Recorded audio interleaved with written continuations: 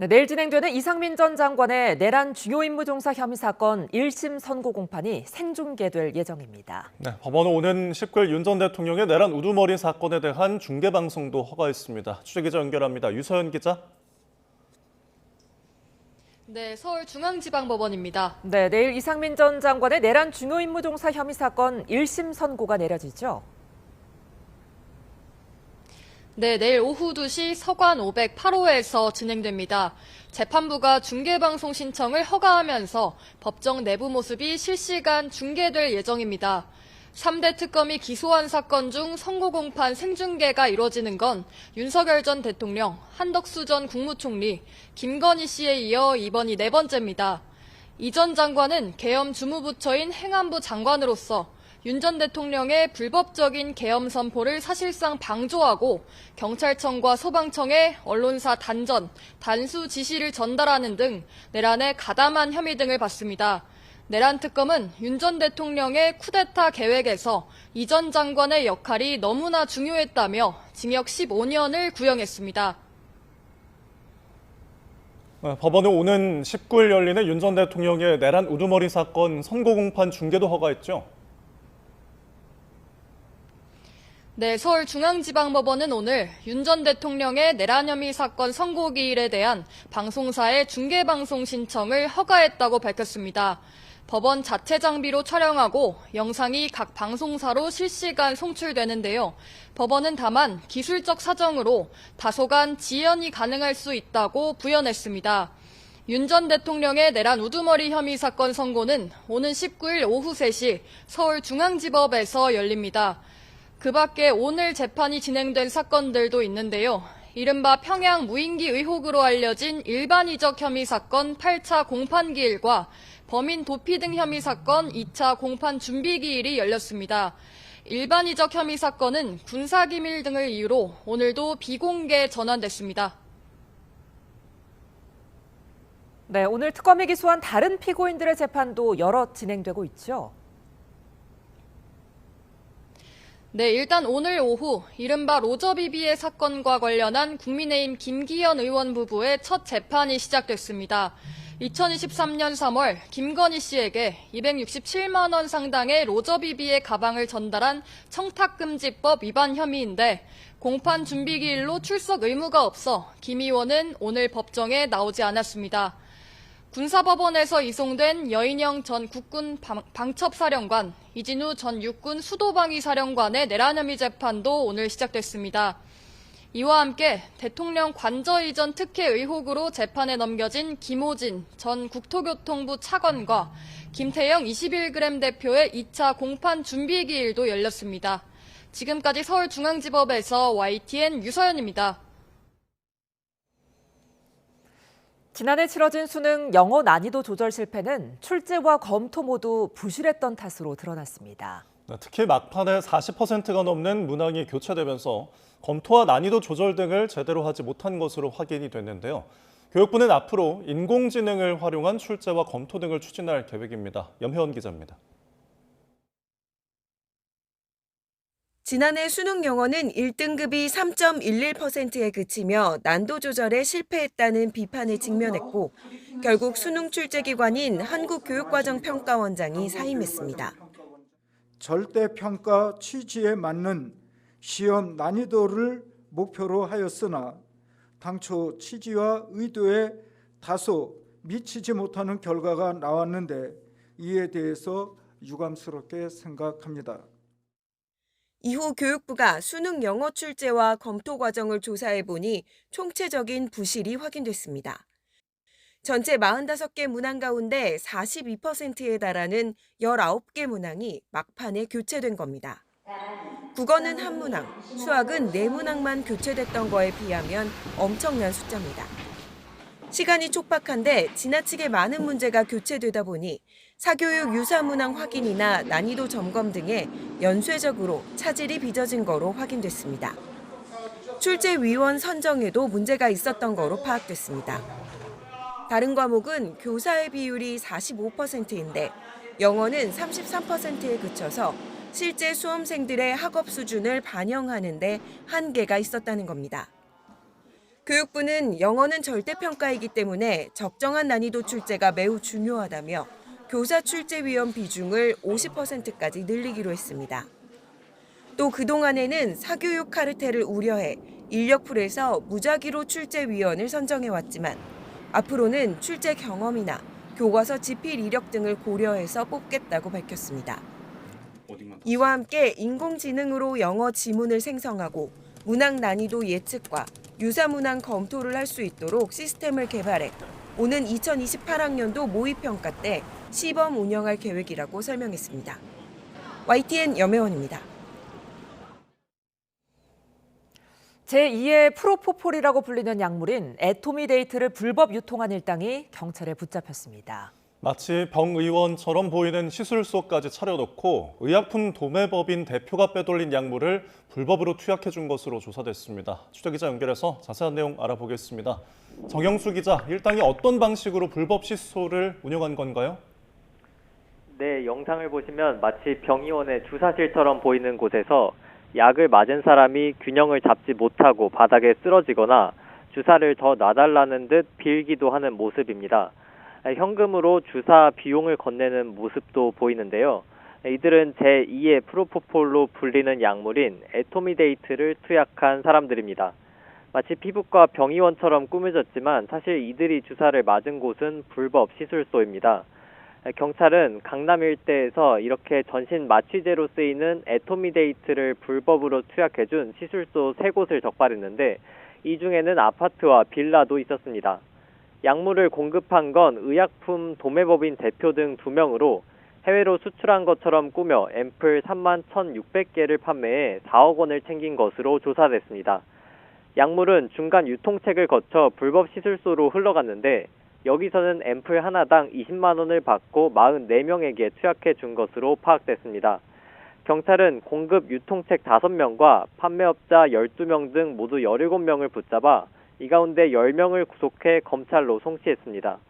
또 범죄 수익 환수를 위해 현금 4,900만 원을 압수하고 재산 4억 2,300만 원에 대해 법원에서 기소 전 추징 보전 결정을 받았다고 밝혔습니다. 네, 이런 가운데 경찰은 신종마약을 차단하는 특별 대책을 계획하고 있다고요? 네, 신종마약류가 온라인을 통한 비대면 거래 방식으로 널리 유통되는 등 확산하는 것도 문제인데 특히 액상형 전자담배나 식료품으로 위장한 경우도 확인됐습니다. 지난해 신종마약류 대다수가 해당하는 향정신성 의약품 관련 검거 인원도 1,800여 명, 압수량은 448kg에 달합니다. 이에 따라 경찰청 국가수사본부에서는 해외 유통망을 통한 신종마약의 국내 유입과 확산을 차단하기 위한 특별 대책을 추진하기로 했습니다. 대검찰청과 관세청, 식품의약품안전처 등과 함께 신종마약 대응 협의체도 구축하고 밀반입을 차단하거나 국내 유통망을 단속할 방침입니다. 지금까지 사회부에서 YTN 정영수입니다. 대전 중부경찰서는 절도죄로 복역한 후 출소한 지 13일 만에 또다시 귀금속과 현금을 훔친 혐의로 50대 A씨를 구속 상태로 검찰에 넘겼습니다. A씨는 지난해 11월 중순부터 12월 초까지 대전 중구 주택가에 침입해 8차례 걸쳐 귀금속과 현금 1,500만 원어치를 훔친 뒤 달아난 혐의를 받고 있습니다.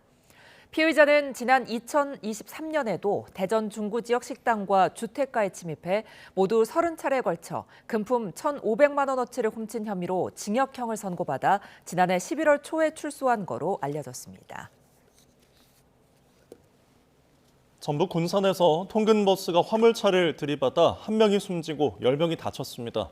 오늘 새벽 6시 40분쯤 전북 군산시 소룡동 여객터미널 3거리 인근에서 퇴근길 통근버스가 25톤 화물차를 들이받았습니다. 이 사고로 통근버스 기사가 심정지 상태로 병원에 옮겨졌다가 숨졌고 탑승객 9명과 트럭 기사 등 10명이 다쳤습니다. 경찰은 통근버스가 신호대기 중이던 트럭을 뒤에서 들이받은 것으로 보고 있습니다. 금융당국이 온라인에서 풍수 사주 콘텐츠로 사람들을 현혹해 가짜 주식거래 앱을 깔게 한 뒤 단계적으로 거액을 입금하도록 유도하는 사기가 발생하고 있다며 소비자 경보 주의를 발령했습니다. 금융감독원은 최근 베트남에 거점을 둔 범죄 조직이 단체 채팅방 등에서 풍수사주 등 친숙한 콘텐츠로 투자자들에게 접근한 뒤 핍스에셋이라는 이름의 가짜 주식거래 앱으로 비상장 주식에 소액 투자하도록 권하고 있다며 주의를 당부했습니다. 밀라노 코르티나 동계올림픽 소식입니다. 피겨 간판 차준환 선수가 쇼트 프로그램에서 무결점 연기를 보여주며 6위로 프리스케이팅에 진출했습니다. 네, 오는 14일 한국 남자 피겨 첫 메달에 도전을 하는데 백플립으로 화제를 모으고 있는 미국의 일리아 말리닌 등이 경쟁 대상입니다. 장하영 기자입니다. 짙은 남색 의상을 입고 쇼트 경기에 나선 차준환. 레인인유와 블랙 아이즈 선율에 맞춰 긴 팔과 다리를 뻗어 우아하고 아름다운 연기를 보여줍니다. 첫 점프인 쿼드러플 살코에 이어 트리플 러츠, 트리플 룹 콤비네이션까지 완벽하게 성공합니다. 92.72점, 올 시즌 가장 높은 점수지만 무결점 연기를 펼친 점을 고려하면 기대에는 못 미치는 평가입니다. 차준환도 경기 직후 한 점의 후회도 없을 만큼 모든 걸 내던지고 나왔지만 점수가 아쉽다고 솔직한 마음을 털어놨습니다. 6위에 오른 차준환은 사흘 뒤 프리스케이팅에서 우리나라 남자 피겨 사상 첫 메달에 도전합니다. 유력한 금메달 후보인 미국의 일리아 말리니는 단체전에 이어 또 백플립을 선보였습니다. 고난도 4회전 점프를 아무렇지도 않게 구사해 쿼드 가스로 불리는 말리니는 쇼트에서 주특기인 쿼드러플 악셀이 빠진 구성으로도 108.16점을 받아 1위를 했습니다. 쿼드러플 토룹, 트리플 토룹 콤비네이션을 앞세운 일본 간판 가기야마 유마. 프랑스의 아당 샤오잉파가 2, 3위로 프리에 진출했습니다. 우리나라의 김현겸은 26위에 머물렀지만 엄지손가락으로 자신을 가리키는 세리머니로 첫 올림픽 출전을 자축했습니다. YTN 장하영입니다. 사심제 논란을 빚은 이른바 재판소원법이 국회 법사위 소위를 통과하면서 거대 양당이 대립각을 세우고 있습니다. 더불어민주당과 국민의힘은 각각 합당 중단과 맞불 징계 여파로 폭풍을 겪고 있는데요. 자세한 내용 취재기자 연결해서 알아보겠습니다. 김다현 기자. 네, 국회입니다. 먼저 법사위 소식부터 전해주시죠.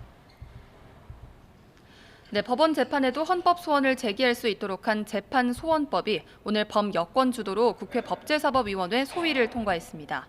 국민의힘은 사실상의 사심제, 이른바 이재명 피고인을 구하기 위한 안전망이라고 반발하면서 표결에 불참했습니다. 법사위는 곧바로 전체 회의에서 재판 소원법을 논의하는데 법안 처리까지 적잖은 진통이 예상됩니다. 본회의장에서는 국회 대정부 질문 마지막 날 교육, 사회, 문화 분야에 대한 질의가 진행되고 있는데요.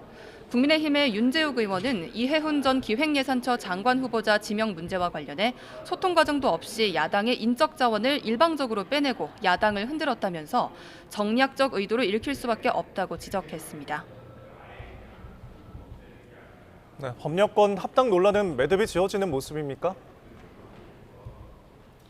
네, 그렇습니다. 먼저 더불어민주당의 정청래 대표는 혁신당과의 합당이 중단된 것과 관련해 더는 합당 논란으로 힘을 소비할 수 없다며 이재명 정부와 지방선거 승리에 도움되는 일만 하겠다고 밝혔습니다.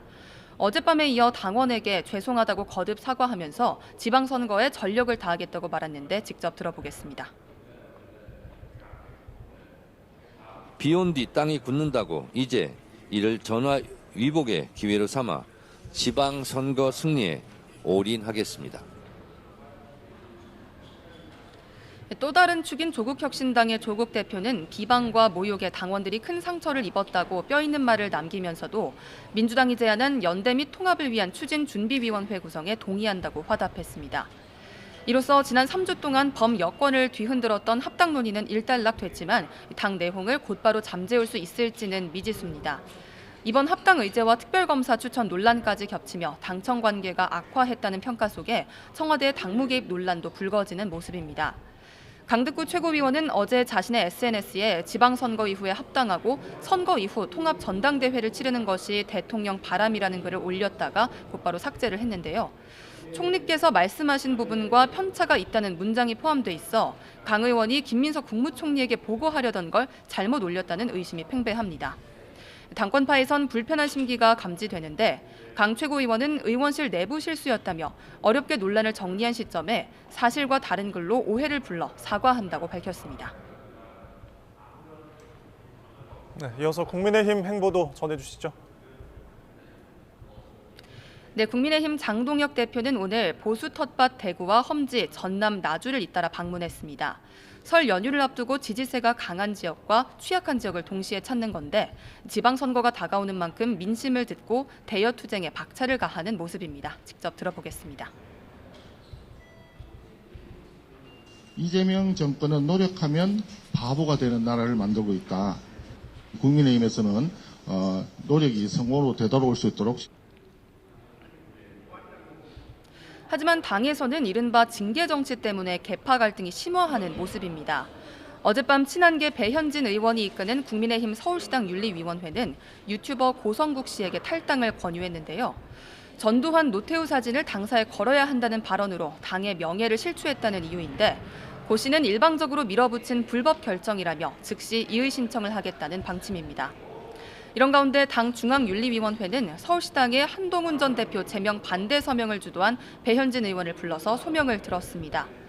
배 의원은 기자들을 만나 자신을 정치적 단두대에 세워서 마음에 맞지 않는 시당 위원장을 징계할 수 있지만 민심은 징계할 수 없다고 날을 세웠습니다. 윤리위가 한 전 대표와 김종혁 전 최고위원에 이어 배 의원에게 중징계를 밀어붙일 경우 내부 갈등은 최악으로 치달을 전망입니다. 지금까지 국회에서 전해드렸습니다. 네, 조금 전 들어온 속보 전해드리겠습니다. 이른바 김건희 씨의 집사 게이트였죠. 김예성 씨의 1심 항소가 무죄가 나오고 공소 기각이 나온 것에 대해서 이 특검이 항소를 하겠다고 조금 전 밝혀왔습니다. 횡령 혐의로 추정을 했던 24억 3천만 원이 무죄로 나온 것은 전형적인 법인 자금 횡령이다라고 특검이 밝혀왔습니다. 또한 공소 사실은 특검법에 따른 정상적인 수사로 밝혀졌다고 주장을 했는데요.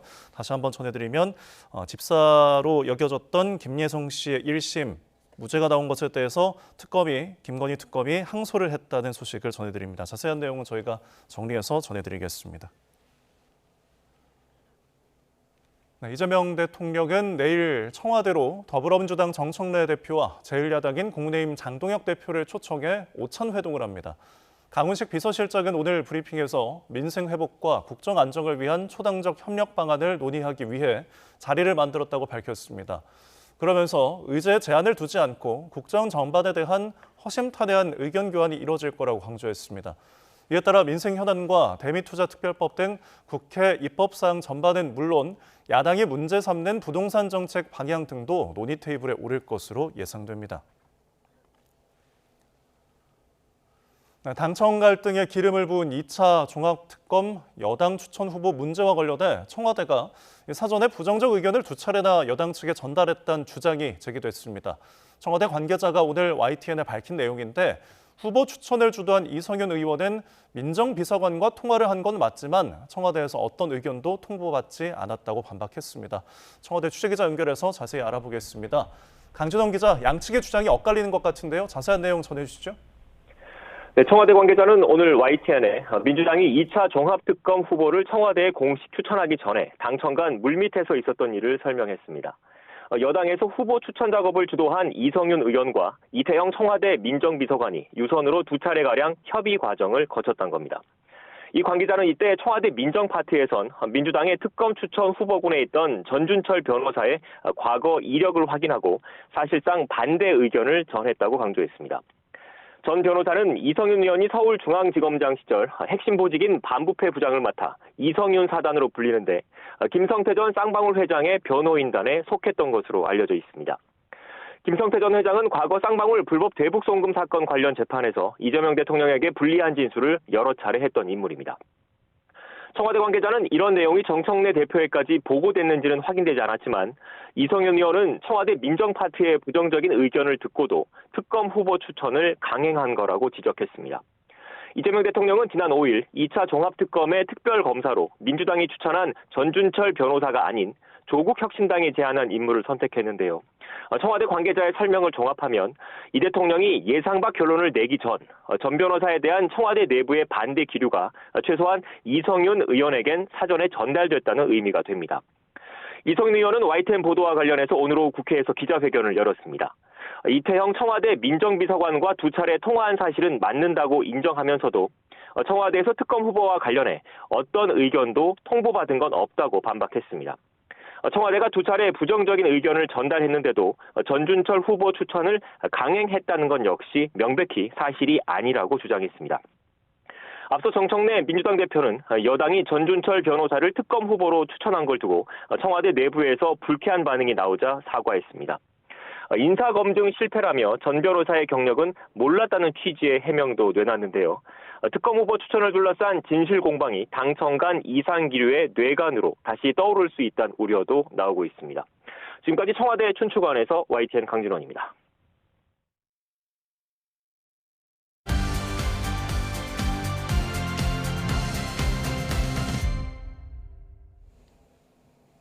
지난 3주간 극심한 진통을 겪었던 민주당과 조국혁신당의 합당 논의가 일단락됐죠.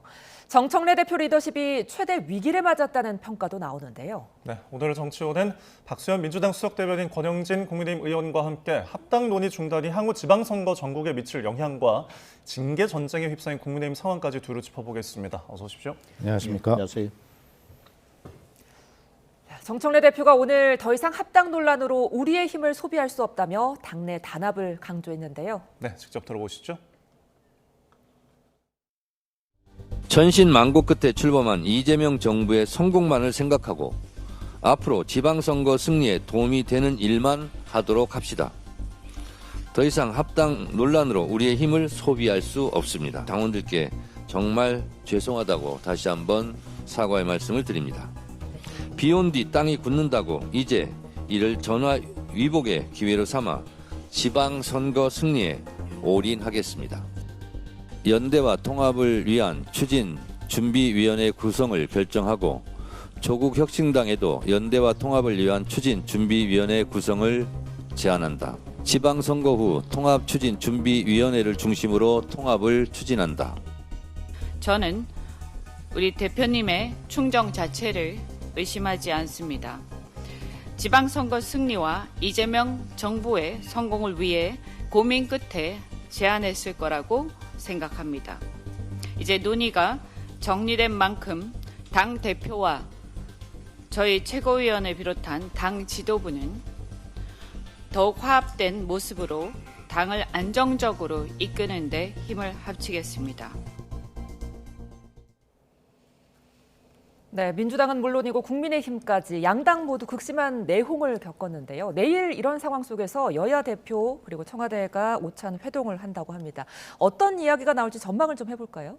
예, 내일 그 오찬 회동은 국민의힘의 장동혁 대표께서 대통령께 제안한 영수회담이 있었지 않습니까? 예. 아마 그것을 수용하는 그런 형식적인 면에서는 그렇게 되고요. 아마 내용적 측면에서는 이제 설을 앞두고 여러 가지 민생 문제를 더 보살펴야 될 때가 됐고 또 설의 민심 밥상에 이런 어떤 분열이나 갈등이나 이런 요소보다는 이재명 정부의 어떤 국정이 어떻게 얼마나 많은 노력 속에 성과를 내고 있는지 뭐 이런 쪽으로 설 민심이 형성이 돼야 되는 것이고 또 그런 굳이 뭐 민심의 형성 을 위해서라기보다 설에는 국민들이 좀 더 행복하셔야 될 때 아니겠습니까? 예. 그렇기 때문에 그런 분위기를 조성하는 것도 중요한 정치의 몫이라고 생각합니다. 그래서 형식은 국민의힘의 장동혁 대표의 제안을 받아들인 형식이지만 내용은 국민에게 희망을 드리고 또 지난번 오찬 회동에서 합의했던 여야 민생경제협의체가 그 이후로 가동이 되지 않고 있지 않습니까? 그래서 그 문제를 한번 다시 정청래 대표는 제안하고 그 문제의 성과를 내면서 국민에게 민생을 확실히 챙기겠다라고 하는 이러한 어떤 메시지를 전달하는 효과를 거두게 될 것으로 그렇게 생각합니다. 네, 허심탄회한 의견 교환이 이루어질지가 좀 관심인데 지금 장동혁 대표와 이재명 대통령이 만나는 게 지난해 9월에 지도부 오찬을 해서 157일 만이더라고요. 그런데 지금 장동혁 대표가 계속 영수회담을 요구를 했는데 이 자리에서 과연 별도의 이제 단둘이 이야기를 이야기를 만날 그런 자리가 좀 마련이 될까요? 그렇죠. 지금 이제 당정혁 대표는 대통령과 자기와의 1대1 그 영수회담을 요구를 했는데 이번에는 이제 정청래 대표를 끼우는 그야말로 어찌 보면은 교섭단체를 구성하고 있는 정당들 대표와 대통령과의 뭐 회동 이런 모양새가 됐습니다. 뭐 그렇다 하더라도 저는 아니한 것보다는 자꾸 만나는 게 좋다고 생각을 합니다. 좋다고 생각하고요. 또 저렇게 하다 보면 지난번에도 한 20분간 별도 1대1 영수회담을 갖지 않았습니까? 저는 뭐 이번에도 대통령께서 그 정도 하실 거라고 봐요. 하실 거라고 보는데 내용 부분과 관련해서 지금 보면은 대통령께서도 얼마 전까지 막 이게 국회 입법 속도가 뭐 너무 나지 않는다 이렇게 아쉬움을 표명하셨잖아요. 사실은 뭐 민주당이 하고 싶으면은 얼마든지 속도를 낼 수 있어요. 그건 민주당 마음인데 그러나 국회를 이런 식으로 민주당이 다수당이라고 일방적으로 그렇게 운영하는 거는 아마 대통령에도 많은 부담이 될 거예요. 그러면 대통령께서 이번에는 저 정청래 대표하고 장동혁 대표에게 가능하면은 좀 여당이 수는 많지만은 수로 밀어붙이지 말고 좀 서로 대화하고 타협했으면 좋겠다. 그리고 야당에도 좀 우리가 그렇게 할 테니 좀 같이 협조를 해달라. 그렇게 해서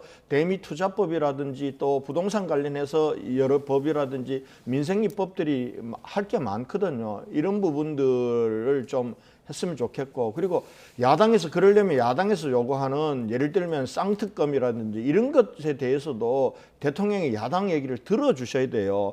이게 보통 과거에는 청와대나 대통령실에서 영수회담이나 이렇게 야당 대표를 부를 때는 뭔가 이게 전국을 풀기 위한 선물을 주셨단 말이에요. 근데 요즘은 그런 게 없어요. 야당 대표 불러놓고 자기 하고 싶은 얘기하고 야당 대표는 또 자기 하고 싶은 얘기만 하고 또 헤어지고는 각자 자기 나름대로 서로 비난이나 하고 이런 식으로 가는 회담이 이번에는 정말 되지 말고 좀 여야가 협치할 수 있는 그런 기틀을 만드는 회담이 되었으면 좋겠다 이런 바람을 전합니다. 내일 오찬에서 어떤 이야기가 나올지 좀 기다려보기로 하고요. 계속해서 민주당 상황 좀 들여다보겠습니다. 자, 민주당이 썸을 타다가 잘하면 이제 결혼까지 갈 뻔했는데 어떻게 보면은 결과적으로 갈등만 부르고 없던 일이 됐거든요. 지금 상황 어떻게 보세요? 뭐 정치라는 것이 늘 그런 것 아니겠습니까? 그런 갈등적 요소가 있으면 잘 관리하고 그것을 종국적으로는 풀어내는 정치력을 발휘하는 것. 그리고 그렇게 된다면 그런 갈등의 과정에서 나왔던 그런 문제들도 사실은 의미가 없는 것이 아니라 매우 의미가 있어지게 되는 것이거든요.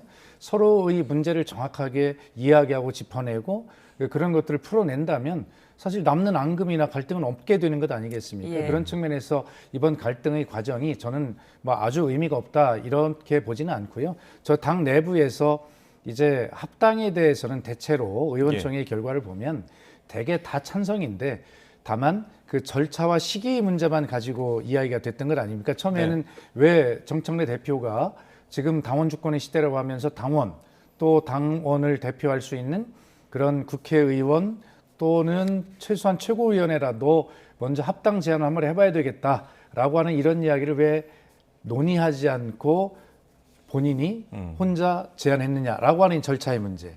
그리고 시기는 왜 하필이면 이때냐, 지방선거 끝나고 하면 안 되는 거냐라고 하는 이런 문제들을 가지고 이제 안에 당연히 토론해야 될 문제를 가지고 토론한 시간이었습니다. 그 토론을 거쳐서 이제 결론이 난 것이고요.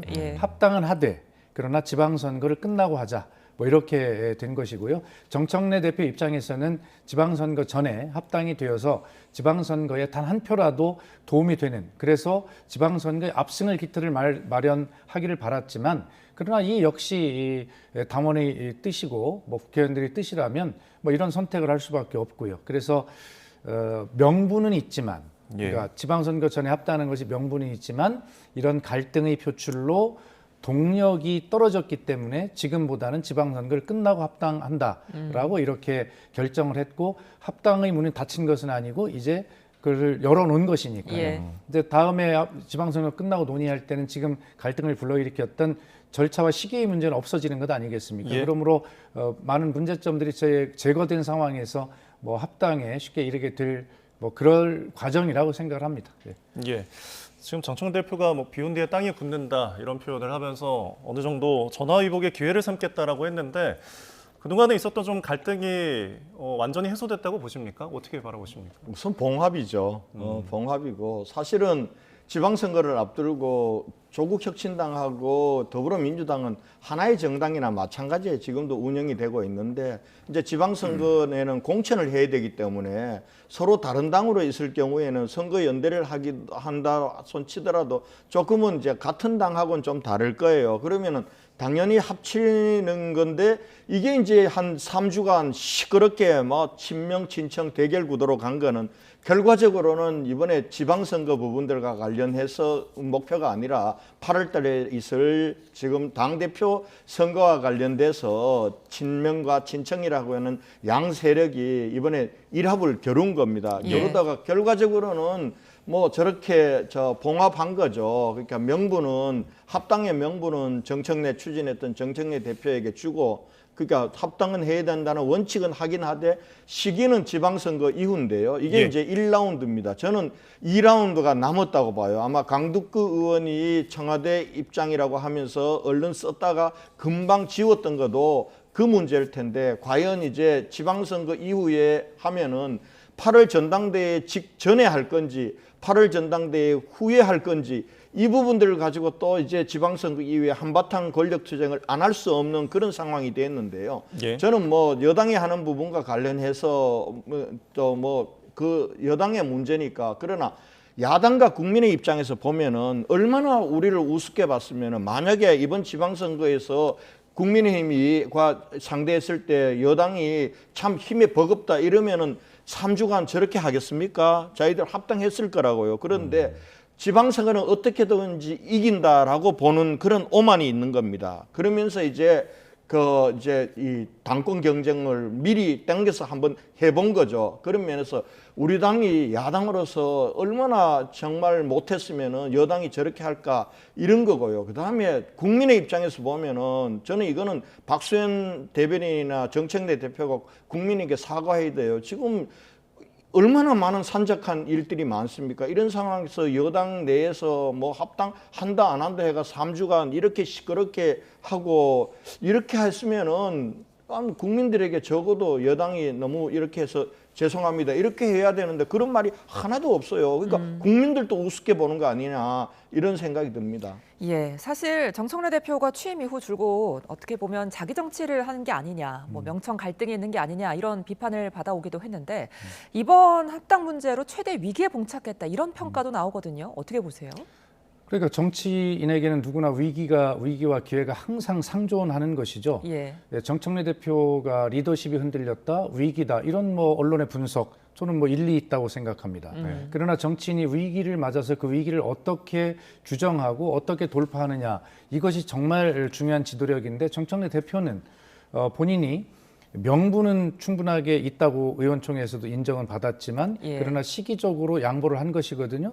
바로 이렇게 양보하고 그래서 우리 권영진 의원님 봉합이라고 하시지만 저렇게 어떤 문제를 해결하고 새로운 국면으로 넘기는 이러한 것도 굉장히 중요한 지도력 아니겠습니까? 지금 언론에서 이야기하는 지도력이 흔들렸다라고 하는 과거의 권위주의적이고 불통의 리더십 자 그런 측면에서 보면 흔들린 게 맞지만 그러나 새로운 어떤 리더십을 열어낸 것이죠. 그런 양면성이 다 있다라고 생각을 하고 권영진 의원께서 이 바쁜 중에 3주간 집권 여당이 이렇게 합당 문제로 국민께 걱정을 끼쳐드린 점에 대해서 사과해야 된다라고 말씀하셨는데 진심으로 사과드립니다. 그리고 이미 정청래 대표도 뭐 여러 차례 또 사과의 말씀을 드린 바가 있으니 그러나 분명한 것은 이 와중에도 민주당이 이러한 어떤 합당 문제만 한 것이 아니라 이미 민생법안도 야당의 협조 속에 100여 건이 넘게 처리했고 또 내일만 해도 한 150건의 법을 처리하도록 되어 있지 않습니까? 그러니까 정치는 한 가지 일만 하는 것이 아니라 동시에 여러 가지 일을 다 하는 것이니까 그렇게 이해해 주시고 야당의 협조에도 감사드립니다. 알겠습니다. 자, 그런데 이게 위기가 누군가에게는 또 기회가 될 수 있어서 지금 김민석 총리의 8월 전당대회 등판론에 좀 힘이 받는 게 아니냐 뭐 이런 분석도 있습니다. 그러니까 이번에 보니까 저는 사실은 이 문제와 관련해서 친명들이 별로 구심점이 없잖아요.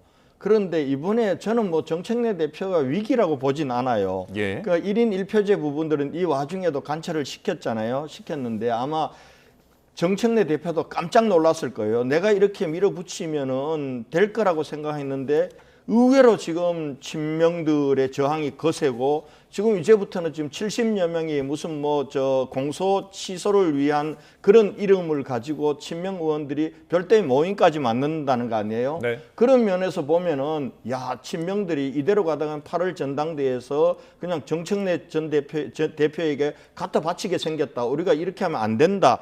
이런 상황에서 내부적으로는 자기 세력을 규합하고 그리고 지금 국무총리로 있는 지금 김민석 총리를 대항마로 내세울 체제를 갖추었다. 이런 차원에서는 정청래 대표가 8월 전당대회에는 야 이거 이대로 가면은 정말 쉽지 않겠다. 이런 생각도 듭니다. 드는데 또 다른 한편으로 뭐 1대1 1인 1표제도 관철했기 때문에 이거는 분명히 정청래 대표에게 유리한 걸 관철시켰기 때문에 네. 아마 다음번에 또 다음 라운드는 그런 면에서 지금 조국 혁신당의 당원들을 당 안으로 끌어들여서 자기 당대표를 위한 교두보를 만들고 하던 이거는 실패했어요. 예. 그런 면에서 지방선거 직후 되면은 전당대회 앞두고 다시 한번 합당을 언제 할 거냐, 전당대회 이후로 할 거냐, 전당대회 전에 할 거냐 이런 여러 가지 제2라운드의 갈등이 생길 가능성이 높다. 저는 이렇게 봅니다. 예, 이런 상황 속에서 정청래 대표 연대와 통합을 위한 추진준비위원회 구성을 추진하겠다고 밝혔습니다. 이런 제안에 상대방 생각도 들어봐야 하는 거겠죠? 네, 오늘 이제 합당과 관련해서 조국 대표가 오늘 아침에 응답을 했는데요. 직접 들어보시죠. 조국 혁신당은 민주당이 제안한 연대 및 통합을 위한 추진준비위원회 구성에 동의합니다. 민주당이 제안한 연대가 지방선거 연대인지 아니면 추상적 구호로서의 연대인지 확인해야 합니다. 마지막으로 정 대표께서 조국혁신당 당원에게 표명한 사과를 받아들입니다. 조국혁신당 당원은 당으로 향해지는 비방과 모욕에 큰 상처를 입었습니다. 향후 다시는 이런 일이 없어야 합니다. 비가 온 후 땅이 굳듯이 향후 양당 간의 연대와 단결이 강화되길 희망합니다. 연대와 통합 추진준비위원회의 구성에 동의하셨고 정청래 대표의 사과를 수용하신다는 취지의 말씀이셨는데 이에 대하여 높이 평가합니다. 정청래 대표가 말씀하신 연대와 통합이라는 단어에 대해서 조국 대표의 말씀도 그 부분에 대해서 앞으로 진의를 파악해 보겠다 이런 말씀이셨기 때문에 아마 그 부분은 추후에 필요한 계기에 아마 소통이 있을 것으로 예상하고 있습니다만 이 부분을 위한 소통이나 이런 부분을 현재로 계획하고 있지는 않다. 네, 방금 들어온 소식 전해드립니다. 김건희 특검이 일부 무죄가 나왔던 김상민 전 검사 1심에 대해 항소하겠다는 뜻을 밝혔습니다. 1심은 핵심 증거에 애써 눈을 감아 잘못된 판단을 했다고 밝혔는데요. 네, 김상민 전 검사가 김건희 씨에게 취향을 물어봤고 허위 진술을 한 모의도 있다고 특검은 주장을 했습니다. 법원에 앞서서 지난 9일이었죠. 청탁금지법 위반과 관련해서 김상민 전 검사에게 무죄 판결을 1심에서 선고를 했고요. 정치자금법 위반 혐의와 관련해서는 징역 6개월에 집행유예 1년을 선고한 바가 있습니다. 다시 한번 전해드리면 일부 무죄가 난 김상민 전 검사의 사건에 대해서도 김건희 특검이 항소를 했다는 소식을 전해드립니다. 자세한 내용은 저희가 더 정리해서 전해드리겠습니다. 네, 계속해서 정치권 소식 짚어보겠습니다. 자, 그렇다면 이번에 합당은 무산이 됐지만 지방선거에서 민주당과 혁신당이 선거 연대는 좀 하겠습니까? 예, 어제 그 발표문에 보면 연대와 통합이라는 말을 썼지 않아요? 예. 원칙적으로 한다면 선거연대라고 표현했어야죠. 그리고 통합이 아니라 합당이라는 말을 썼어야 되는데 조금 애매하게 연대와 통합이라고 얘기한 것은 지금 당장 오늘 어제 시점 또 이 시간까지는 선거연대 이렇게 구체화될 수 있는 상황이 아니다라는 것을 의미하는 것이죠. 저희는 지금 말씀하신 저 추진준비위원회를 설 이후에 구성을 하게 될 텐데 예. 조승래 사무총장을 위원장으로 실무 단위로 구성을 할 예정입니다. 예. 그래서 위원회가 구성이 되지도 않았는데 지금 얘기한 선거연대를 지금 말할 수는 없지 않습니까? 네. 그렇기 때문에 현재로는 합당이 지방선거 이후로 연기된 그런 시점에서 선거연대를 바로 그날 어떤 구체화돼서 이야기하기에는 굉장히 이른 시점이고 타당하지도 않다. 이런 것이어서 연대와 통합이라고 하는 그러한 어떤 키워드를 선택을 했고요. 저것은 합당의 양당에 다 찬성도 있고 반대도 있지 않아요. 그렇기 때문에 찬성하시는 분, 반대하시는 각 당의 당원들에게 동시에 메시지를 어떤 균형 있게 전달하는 그런 의미가 다 담겨 있다 이렇게 보겠습니다. 예. 연대도 연대지만 지금 조국 대표가 과연 어떤 행보를 할지, 지선에서 어떤 역할을 할지 좀 어떻게 예측하십니까? 근데 조국 대표가 주도권을 못 갖게 생겼어요. 사실은 지금 이번 지방선거에서 민주당이 조국 대표나 조국 혁신당을 선거연대나 통합이 절박한 상황이 아니에요. 지금 사실은 그런 상황이기 때문에 사실 조국 대표가 지금 이번 통합 논의 과정에서 가장 상처를 많이 입었죠. 그러니까 가만히 있는데 결혼하자 해놓고 일방적으로 파혼당한 그런 상황임에도 불구하고 지금 연대와 통합 추진위원회도 받아들이고 그리고 정청래 대표의 사과도 수용 안 할 도리가 없는 거예요. 그런데 이번에 아마 연대 부분들은 친명, 친청이 모두 다 원하는 거기 때문에 이거는 필수로 갈 가능성이 있다고 봅니다. 민주당 입장에서는. 그러나 통합은 지금 친명은 반대하고 친청은 원하는 거기 때문에 이게 필수가 아니라 선택의 문제예요. 그런데 이 결정은 민주당에서 하는 거지 조국 혁신당에서 할 수는 없거든요. 그런 면에서 연대해서 받아낼 것도 결국은 이번 선거 연대는 어느 정도 하게 될 텐데 하게 되는 키는 아마 조국 대표 자신이 어디에 출마하느냐, 자기 출마할 때 과연 민주당이 후보를 내느냐 안 내느냐 이 정도가 가장 쟁점이 될 것 같고 나머지 부분들과 관련해서 조국 혁신당이 민주당을 위협할 수 있는 데는 호남의 일부 기초자치단체 외에는 저는 없다고 봅니다. 그런 면에서 조국 대표가 지금 굉장히 깝깝한 상황에서 민주당에 계속 끌려다니게 되는 국면, 이 국면으로 계속 갈 것 같아 이런 전망입니다. 알겠습니다. 예. 자, 이런 분위기 속에 앞서 합당의 반대에 앞장섰던 강덕구 최고위원이 어젯밤 SNS에 글을 올렸다가 삭제해서 논란이 됐습니다. 화면 함께 보시죠. 네, 어젯밤 민주당 긴급 최고위원 회의가 열리기 전 강 최고위원은 지방선거 이후에 합당하는 것이 대통령 바람이라는 내용의 글을 SNS에 올렸다가 2분 만에 빠르게 삭제했습니다. 홍익표 청와대 정무수석이 전한 대통령의 입장은 통합 찬성이라고도 적었는데요. 논란이 일자 강 의원은 사실이 확인이 안 된 상태에서 잘못 올려진 것이라고 해명했습니다.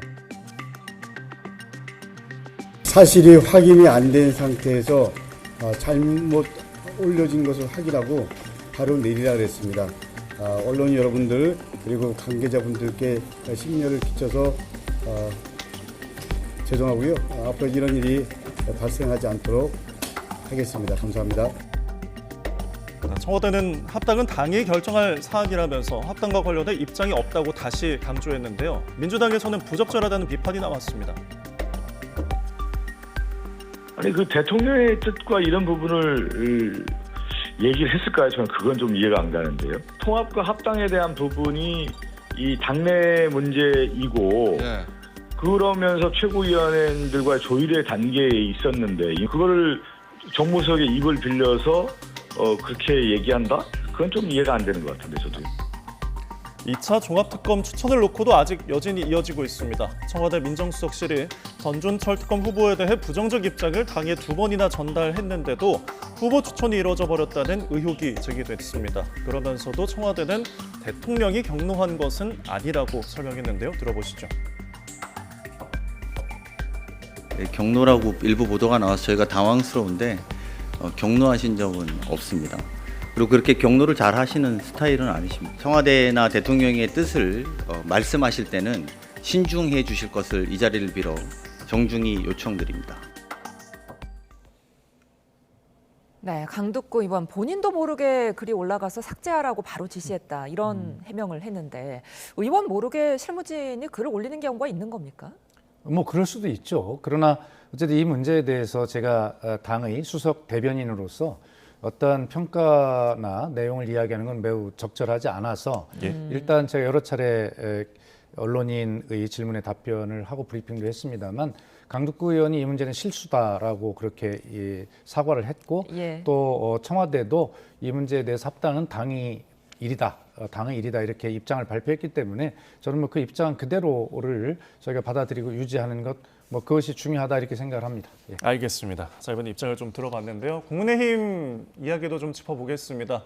윤 어게인 세력을 이끌고 있는 유튜버 전한길 씨가 지난 8일 장동혁 대표에게 자신들과 함께 갈 수 있는지 3일 안에 답하라고 통보를 했는데 장 대표 어제 한 인터뷰에서 입장을 밝혔습니다. 들어보시죠. 장동혁 당신이 우리와 함께 할 수 있는지 답을 하라가 아니라 그 문제를 해결해 줄 수 있는 국민의힘을 이끌고 있는 장동혁과 함께 해야 할 거죠. 절연은 분열의 프레임이고 어떻게 하든 말로 표현해서는 그 분열의 프레임에서 절연할 수가 없습니다. 전한길 씨의 독촉에 장 대표 일단 즉답은 피한 걸로 보이는데요. 하지만 당내 지도부에서는 같이 가야 한다는 의견도 여전합니다. 생각은 전부 다양할 수 있고 그것을 무슨 뭐 변절한 것도 아니고 얼마든지 여러 가지 그 방향에서 말씀을 하는 것이 적절하다고 생각을 합니다. 우리 당의 그 강력한 지지자라면 그분들도 우리와 함께 가도록 하게 하는 노력이 필요한데 이런 가운데 전두환 노태우 씨 사진을 당사에 걸자고 제안한 극우 유튜버 고성국 씨에 대해 국민의힘 서울시당 윤리위원회가 탈당 권유 징계를 결정했는데요. 고성국 씨는 즉각 이의 신청을 하겠다고 밝혔습니다. 불법적인 결정이므로 승복할 수 없다. 즉시 서울시당 윤리위 결정에 이의 신청을 하겠다. 이렇게 입장을 밝힙니다. 자, 지금 국민의힘 내부에서 어떤 윤 어게인에 대한 어떤 기류나 그리고 지금 맞불 징계 뭐 이런 이야기도 나오고 있습니다. 이 상황 좀 어떻게 보십니까? 우선 저도 국민의힘에 책임 있는 국회의원인데요. 사실은 지금 지방선거 앞두고 국민의힘을 아끼고 사랑하는 국민들, 당원들은 정말 우리가 이대로 가면은 지방선거 폭망한다. 당 지도부는 좀 민심에 부응하도록 당을 좀 바꿨으면 좋겠다. 이런 얘기를 하고요. 그다음 또 한편으로는 야 이제는 제발 그 좀 싸움하는 거 그만해라 하는데 또 지도부는 지금 바뀔 생각도 안 하고 그리고 또 한편으로는 또 무슨 징계를 한다고 또 2차 징계 싸움을 하고 있어서 정말 죄송하다는 말씀을 우선 먼저 드립니다. 먼저 드리는데 지금 전한길 씨가 돌아오자마자 지금 결국은 빚 받아내듯이 장동혁 대표에게 윤 어게인 세력, 부정선거 주장 세력 그리고 계엄 옹호 세력 이 세력과 같이 못 가겠다고 한 게 장동혁 대표 뜻이냐 이렇게 그냥 빚 받아내시 했단 말이에요. 근데 야 이렇게 지금 전한길 씨나 지금 보수 극우 유튜버들이나 그다음에 윤 어게인 세력들이 얼마나 이 사람들이 우리 당을 우습게 보고 우리 당 대표 지인들을 우습게 보면은 돌아오자마자 저 요구를 하는가. 저 요구에 대해서 지금 저 김민수 최고위원이 정신 먹으면서 설득하고 그리고 당 대표가 안 하던 이 지금 인터뷰까지 하면서 저렇게 얘기하는데 그런데 결국 메시지는 국민들이 어떻게 듣느냐는 거거든요. 그 장동혁 대표는 저 대답에도 굉장히 애매모호한 나는 이미 계엄이니 탄핵이니 절연이니 윤 어게인이니 뭐 부정선거니 이런 거에 대해서는 이미 전당대회 직전부터 계속해서 얘기해왔고 변화가 없다라고 하는데요. 근데 사실은 장동혁 대표는 많이 말씀하셨다고 하는데 제가 국회의원은 저도 사실은 장 대표 입장이 뭔지 잘 모르겠어요. 이런 상황이면은 국민들이 오직 답하보겠습니까? 그러면은 지도자는 분명한 방향을 보여주는 겁니다. 결국 리더란 것은 구성원들을 한 목표 지점으로 안전하게 잘 모시고 가는 그런 등대자, 나팀판 역할을 해야 되는데 대표 스스로가 저렇게 애매모호한 태도를 취하고 또 대표의 측근이라고 하는 김민수 최고위는 오늘은 윤호경인과 같이 가다가는 지방선거 진다고 승리 못한다고 했다가 그 다음에 점심 먹으면서는 전황지시를 찾아가서 아이고 형님 이거는 지방선거 때문에 전략적인 거니까 절대 윤호경하고 절연 안 한다고 이렇게 얘기하고 이렇게 지도부가 해서 우리 당원들이 국민들이 뭘 보고 따라가겠습니까? 이런 면에서 좀 분명하게 민심의 명령에 순응하는 우리 당이 되어야 된다. 그래야 지방선거 치를 수 있다. 이런 말씀을 분명히 드립니다. 알겠습니다. 자, 이런 상황 속에서 윤석열 전 대통령의 내란 우두머리 혐의 선고가 일주일 남짓 앞으로 다가왔습니다. 네, 윤 전 대통령은 선고 당일 출석하겠다는 의사를 전했는데요. 화면으로 함께 보시죠. 윤 전 대통령 측 19일 내란 우두머리 혐의 재판 선고에 당연히 출석한다고 말한 것으로 전해졌습니다. 윤 전 대통령 측은 피고가 출석하지 않으면 선고가 이뤄질 수 없다면서 초반 몇 차례를 빼면 윤 전 대통령이 재판에 불출석한 적은 없다고 강조했습니다. 오늘 재판부가 선고 생중계를 결정하면서 판결 전후 윤 전 대통령의 모습도 실시간으로 볼 수 있게 됐습니다. 앞서 특검은 윤 전 대통령에게 사형을 구형했는데요. 직접 들어보시죠. 피고인은 반성하지 않습니다. 따라서 법정형 중 최저형으로 형을 정함은 마땅하지 않습니다. 법정형 중 최저형이 아닌 형은 사형밖에 없습니다. 이에 피고인 윤석열에게 사형을 구형합니다. 네, 1심 선고가 임박한 가운데 윤 전 대통령 변호인 배희철 변호사가 접견 내용이라며 메시지를 공개해서 주목을 받고 있습니다. 배 변호사는 윤 전 대통령이 날씨가 곧 풀릴 거라면서 기도하는 중에 이 나라도 온전히 회복할 것을 믿는다고 전했고요. 배 변호사는 내란 우두머리 재판이 법치가 바로 서는 공의로운 재판이 되기 위해 기도해달라고 부탁했습니다. 원래 선고 불출석 가능성을 예측했던 민주당 김용민 의원 SNS를 통해 당연히 출석해야 하는 것을 선심 쓰듯 하고 있다면서 반드시 엄벌에 내란의 뿌리를 뽑아야 한다고 주장했습니다. 네, 날씨가 곧 풀리고 나라도 온전히 회복될 거다. 윤 전 대통령 이런 말을 했는데요. 어떻게 들으셨어요? 그러니까 윤석열 전 대통령은 자기가 한 행위에 대해서 자기가 한 행위가 국민과 역사와 민주주의에 어떤 영향을 미쳤는지를 전혀 아직도 반성하지 않고 저렇게 때만 되면 국민의 분노를 일으키는 저런 발언을 계속 하고 있거든요. 예. 그리고 19일이 이제 선고일인데 국민이 얼마나 애타게 기다려오던 날입니까? 그런데 이 지귀현 재판부가 법관 인사에 의해서 23일인가 예를 들어서 인사가 이동이 있기 때문에 그 전에 19일 날 반드시 선고가 이루어져야 된다. 이런 생각이고요. 그다음에 이 지귀현 재판부가 생중계를 허용한 것은 지금까지 국민의 불신을 받아온 지귀현이 봐라, 국민 앞에서 내가 생중계 속에서 지금까지 내가 그렇지 않다, 국민께 의심을 받아왔지만 제대로 선고를 하겠다라고 하는 그런 어떤 계획과 의지가 있기 때문에 생중계를 허용한 것 이렇게 보고 윤석열이 국민께 한 약속대로 19일 날 반드시 출석을 해서 이 문제 1심 재판이 지귀현 재판부가 인사이동 되기 전에 반드시 1심이 선고되기를 국민과 함께 기대합니다. 알겠습니다. 과연 저희 선고를 좀 지켜보도록 하겠습니다. 오늘 여기서 줄이겠습니다. 지금까지 박수현 민주당 수석대변인 권영진 국민의힘 의원과 함께했습니다. 고맙습니다.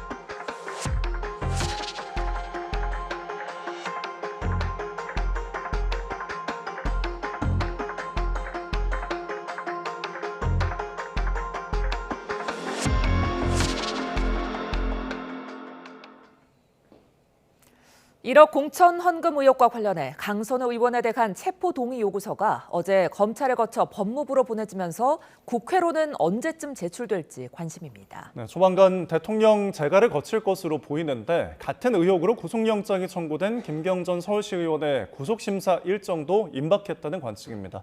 현장에 취재기자 나가 있습니다. 조경원 기자. 서울경찰청 광역수사단입니다. 강선우 의원이 구속심사 받기까지 앞으로 어떤 절차 남아 있습니까? 무소속 강선우 의원은 불체포 특권이 있는 현직 국회의원 신분이라 구속 절차를 밟기 위해서는 국회의 동의가 필요합니다. 어제 검찰은 법원으로부터 강 의원에 대한 체포 동의 요구서를 전달받고 법무부로 보냈는데 법무부는 곧 대통령 재가를 거쳐 국회에 요구서를 넘길 것으로 보입니다. 이후 처음 열리는 본회의 보고 뒤 하루에서 사흘 안에 국회 표결을 거쳐야 하는데 지금으로서는 설 연휴 이후가 될 가능성이 큽니다. 앞서 국민의힘 추경호, 권성동 의원은 요구서 송부 뒤 본회의 표결까지 2주가량 걸렸습니다. 강 의원은 어제 민주당 의원들에게 1억 원은 정치 생명을 걸 만한 어떤 가치도 없다며 억울함을 주장하기도 했습니다. 김경전 서울시 의원에 대한 구속영장 실질심사 일정은 언제로 예상됩니까? 일정이 아직 잡히진 않았지만 이번 주 안에 서울중앙지방법원에서 심사가 열릴 것으로 보입니다. 검찰은 그제 1억 공천 헌금을 주고받은 혐의를 받는 강 의원과 김 전 시의원 이 두 사람의 범행이 중대하고 도주와 증거인멸의 우려가 크다며 구속영장을 청구했습니다. 김 전 시의원의 신병이 확보되면 이번 영장에는 담기지 않은 쪼개기 후원 의혹이나 지난 2023년 강서구청장 보궐선거 공천 로비 의혹 등 남은 수사에도 속도가 날 전망인데요. 경찰은 최근 쪼개기 후원 의혹을 들여다보기 위해 형사기동대 인력까지 추가로 투입한 것으로 파악됐습니다. 또 구청장 공천 로비 의혹과 관련해서는 오늘 오후부터 전 서울시의원 양모 씨와 민주당 당직자를 정치자금법 위반 혐의 피의자 신분으로 소환해 조사하고 있는데요. 어제는 같은 의혹에 연루된 민주당 중진 의원의 보좌관을 참고인 신분으로 불러 3시간 가까이 조사하기도 했습니다. 지금까지 서울경찰청 광역수사단에서 YTN 조경원입니다. 오는 19일로 예정된 윤석열 전 대통령의 내란 우두머리 혐의 1심 선고 공판이 영상으로 생중계될 예정입니다. 윤 전 대통령에 대해서는 두 번째로 이뤄지는 생중계 방식의 1심 선고인데 선고 직후 윤 전 대통령이 어떤 표정을 지을지 관심입니다. 신규혜 기자입니다. 법원이 오는 19일로 예정된 윤석열 전 대통령의 내란 우두머리 혐의 선고 공판의 중계를 허가했습니다. 앞선 한덕수 전 총리 사건 등과 마찬가지로 이번에도 법원 장비로 중계가 이뤄집니다. 기술적 사정으로 몇 초 정도의 지연은 생길 수 있지만 사실상 생중계나 다름없습니다. 윤 전 대통령은 이미 생중계 방식의 1심 선고를 받아본 적이 있습니다. 지난달 16일 이뤄진 체포방해 등 혐의 1심 선고였는데 당시 징역 5년을 선고받고 굳은 표정으로 법정을 빠져나가는 윤 전 대통령의 모습이 생생하게 전해졌습니다. 또 카메라에 잡히진 않았지만 선고를 들을수록 얼굴이 붉어지고 숨을 몰아쉬는 등 윤 전 대통령의 상기된 반응이 취재진에게 포착되기도 했습니다. 내란 우두머리 혐의에 대한 특검의 구형량은 사형. 선고 공판이 이뤄지는 곳은 중앙지법 417호인데 해당 법정은 앞서 전두환 씨가 내란죄로 1심 사형을 선고받은 곳이기도 합니다. 당시 전 씨는 짐짓 담담한 모습을 보였고 오히려 후배들을 격려하기까지 했습니다. 30년 만에 다시 내란죄로 사형을 구형받은 윤 전 대통령이 선고 직후 어떤 표정으로 역사에 남을지 주목됩니다. YTN 신기혜입니다. 12상 비상계엄에 연루된 군 장성들이 계엄이 위법한지 몰랐다며 첫 재판에서 무죄를 주장했습니다. 서울중앙지방법원은 오늘 내란 중요임무종사 혐의로 기소된 연영 전 국군 방첩사령관과 이진우 전 수도방위 사령관의 첫 공판 준비 기일을 열었습니다. 두 사령관 측 모두 비상계엄이 위법한지 몰랐고 국헌을 문란할 목적도 없었다는 취지로 혐의를 부인했습니다. 여 전 사령관은 비상계엄 당시 김용현 전 국방부 장관으로부터 정치인 체포 등을 지시받고 이른바 체포조를 운영한 혐의, 이 전 사령관은 비상계엄 선포 직후 수방사 병력을 국회로 출동시킨 혐의를 각각 받고 있습니다. 정교 유착 의혹을 수사하는 검경 합동수사본부가 임종성 전 더불어민주당 의원을 피의자 신분으로 소환했습니다. 임 의원은 제기된 통일교의 금품 수수와 현안 청탁 혐의 모두 부인했습니다. 이준혁 기자입니다. 임종성 더불어민주당 전 의원이 정교유착 검경합동수사본부에 출석했습니다. 지난 2020년 4월 총선을 앞두고 통일교 측으로부터 3천만 원을 받았다는 의혹을 받는 피의자 신분입니다. 임 전 의원은 돈을 줬다고 주장한 윤영호 전 통일교 세계본부장과 따로 만난 적 없다며 혐의를 부인했습니다. 대가로 지목된 현안 청탁 의혹들에 대해서도 모두 없는 일이라거나 보좌진조차 모르던 일이라고 선을 그었습니다. 통일교 측으로부터 금품 받으신 적 있으세요? 받은 적 전혀 없습니다. 실질적으로 윤영호 자체를 몰랐고 그리고 제 거 핸드폰도 포렌식했지만은 거기에도 윤영호 자체가 안 나왔어요. 임 전 의원 소환은 합수본 출범 이후 금품 수수 의혹 정치인에 대한 첫 피의자 조사입니다. 임 전 의원은 지난 2016년 통일교 단체들과 한일 해저터널 관련 심포지엄을 공동 주최하기도 했고 2017년 해저터널 토론회에 참석한 모습이 포착되기도 했습니다. 윤영호 전 통일교 세계본부장이 한학자 총재에게 올릴 내부 보고를 정리한 TM 특별보고에도 임 전 의원은 19차례 등장합니다. 임 전 의원을 통해 2019년 10월 키르기스스탄 스마트시티 사업을 위한 1000여 헥타르 토지 출자 약속을 받았다는 대목이 나오는가 하면 2017년 11월 국토부가 불허했던 통일교 산하 세계평화터널재단 명칭 변경이 임 전 의원 협조로 승인으로 뒤집혔다는 내용도 있습니다. 지난달 출범 이후 통일교 시설들을 여러 차례 압수수색한 합수본은 임 전 의원 소환을 시작으로 관련 수사에 박차를 가할 전망입니다. YTN 이준엽입니다. 자, 조금 전 들어온 소식 전해드립니다. 공수처가 김학의 출국 금지 수사 사건과 관련해 대검 등에 대해 압수수색에 들어갔다는 소식이 들어왔습니다. 자, 공수처 수사 3부는 이른바 김모 전 법무부 차관 등 출국 금지 사건의 수사 검사들이 고발된 사건과 관련해 오늘 오후 대검찰청과 서울고검 등을 압수수색 중이라고 밝혔습니다. 네, 다시 한번 전해드리면 김학의 전 법무부 차관의 출국 금지 사건과 관련해서 수사를 벌이고 있는 고위공직자 범죄수사처가 오늘 오후에 이 대검찰청과 서울고검 등을 압수수색을 하고 있다는 속보가 들어왔습니다. 저희 자세한 수사 소식은 이어지는 뉴스에서 전해드리겠습니다. 매니저 대상 갑질과 불법 의료시술 의혹에 휩싸인 방송인 박나래 씨가 내일 경찰 조사를 받습니다.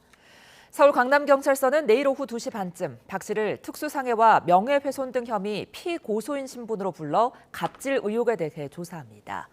앞서 박 씨는 지난해 12월 전 매니저들로부터 재직 당시 직장 내 괴롭힘과 대리 처방, 진행비 미지급 등 갑질 피해를 입었다며 고소당했습니다. 경찰은 불법 의료 시술 의혹에 대해서도 수사 중으로 최근 주사임으로 알려진 A 씨도 경찰 조사를 받은 거로 전해졌습니다. 네, 어젯밤 쇼트트랙 경기 보고 안타까워했던 분들 많으시죠. 우리나라 김길리 선수, 미국 선수와 충돌하며 넘어졌는데요. 이 과정에서 코치의 모습이 눈길을 끌었습니다. 화면 함께 보시죠. 쇼트트랙 혼성 2000m 계주 준결승전. 우리나라는 미국과 캐나다 뒤를 이어 세 번째로 달리고 있었는데요. 1위로 달리던 미국 선수가 미끄러지는 바람에 추격하던 김길리 선수가 피할 새 없이 함께 뒤엉켜 펜스에 고꾸라진 겁니다. 자, 곧바로 우리나라 코치진 심판진에게 달려가 항의에 나섰는데요. 이때 김민정 코치의 손에 $100짜리 지폐가 쥐어져 있어 의아감을 불러왔죠. 알고 보니 이는 국제빙상연맹 규정에 따른 절차였습니다.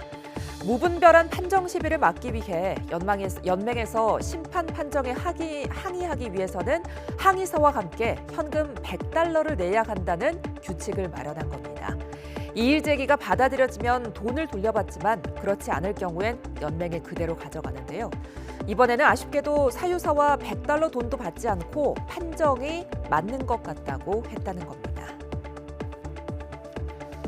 자, 이런 가운데 김길리 선수와 충돌한 미국 선수 커린 스토더드 SNS에는 악플 테러가 이어졌는데요.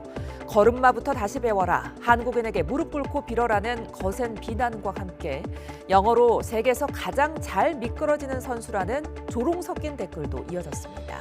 결국 스토더드 선수는 댓글창을 닫았다고 하네요. 이번 올림픽 스노보드 빅에어 동메달의 주인공 유승은 선수는 가장 힘들었던 시간으로 지난해 손목 부상 직후를 꼽았습니다. 취재진 앞에서 해맑게 인터뷰하던 유승은 선수. 당시 상황을 말하면서는 목소리가 떨렸는데요. 함께 보시죠. 자, 깜짝 동메달을 거머쥔 뒤 취재진과 줌으로 만난 유승은 선수. 아직 흥분이 가라앉지 않은 듯 밝은 모습인데요. 취재진이 발목과 손목 수술 부위를 보여달라고 청했습니다. 발목 수술 부위? 약간 부끄럽네. 철심을 삽입한 손목에는 아직도 수술 상처가 그대로입니다. 네, 손목이 지금 여기 흉터 가지고 있는데 아직 막 이렇게 무리하게 막 짚고 이런 건 못하지만 그래도 일상생활은 다 하기 때문에 괜찮은 것 같아요. 발목 골절로 1년을 쉰 뒤 다시 손목 부상을 당했을 땐 스노보드 선수를 그만둬야겠다는 결심까지 했다는데요. 트레이너의 도움으로 마음을 다잡았다고 합니다. 손목 골절 됐을 때 딱 한국 공항에서 돌아와서 이제 그냥 스노보드 그만하고 다른 거 해야지 이러고 돌아왔는데 그때 발목 골절 재활을 계속 도와주시는 그 트레이너 선생님이 할 수 있다고 손목이니까 괜찮다고 한번 해보자고. 손목에 철심을 삽입하고 나선 두 차례 월드컵에서 유승은은 극적으로 올림픽 출전권을 따냅니다. 그리고 석 달 뒤 밀라노 올림픽에서 어느 때보다 높이 날아올라 한국 설상에 새 역사를 썼습니다.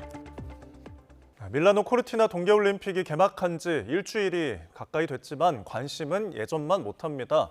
시차 영향에 종편 채널 단독 중계, 미디어 소비 패턴 변화까지 복합적으로 작용한 것으로 보입니다. 김송환 기자입니다. 최근 SNS에는 올림픽 하는지 몰랐다, 관심이 잘 가지 않는다는 반응이 잇따르고 있습니다. 이탈리아와 시차로 주요 경기가 새벽 시간대에 몰려 있는 데다 이번 대회가 지상파에서 중계되지 않는 첫 올림픽이기 때문입니다.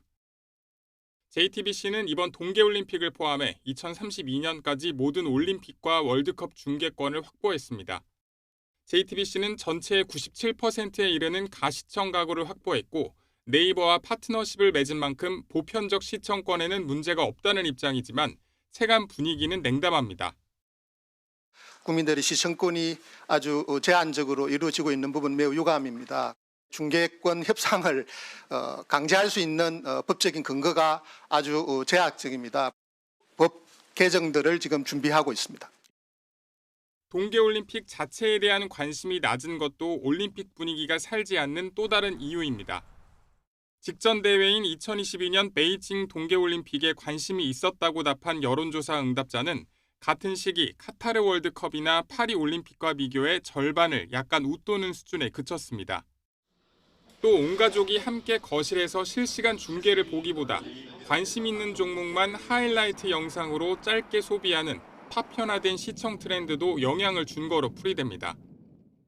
다만 화면 밖에서 자신의 한계를 시험하는 선수들의 도전은 계속되고 있는 만큼 응원의 온도만큼은 낮아지지 말아야 한다는 목소리도 나옵니다. YTN 김승환입니다. 4년 동안의 피나는 노력으로 메달을 따면 얼마나 기쁘고 눈물이 날까 싶은데요. 한 노르웨이 선수는 조금 다른 이유로 눈물을 흘렸습니다. 화면 보시죠. 남자 20km 바이애슬론 경기에 출전한 노르웨이의 스투틀라 홀름 레그레이드의 모습입니다. 눈 위에서 사격도 하고 스키도 타면서 빠르게 목적지로 가야 하는 힘든 종목입니다. 이 선수 동메달을 딴 뒤 환하게 웃었는데요. 소감을 묻는 질문에는 엉뚱한 자기 고백이 튀어나왔습니다. Som kanskje ikke ser på i dag. For et halvt år siden så møtte jeg mitt livs kjærlighet. Verdens vakreste, fineste person. Og for 3 måneder siden så gjorde jeg min største tabbe og var utro mot henne. Og det fortalte jeg for en uke siden. 레그레이드는 경기 일주일 전 여자친구에게 외도 사실을 털어놨다고 합니다. 이후 심적으로 힘든 시간을 보내며 운동도 손에 잡히지 않았다고 하는데요. 동메달의 기쁨만큼은 여자친구와 함께 나누고 싶다고 전했습니다. 인터뷰 뒤 연락을 받았는지를 묻는 기자들의 질문에 레그레이드는 이렇게 대답했습니다. I haven't got any reactions from the girl that I mentioned. And yeah, I'm happy because then maybe she hasn't seen it. Maybe she will see it. at the right time. I hope I don't make anything worse for her, but maybe it can help. I don't know. I hope there's a happy ending in the end.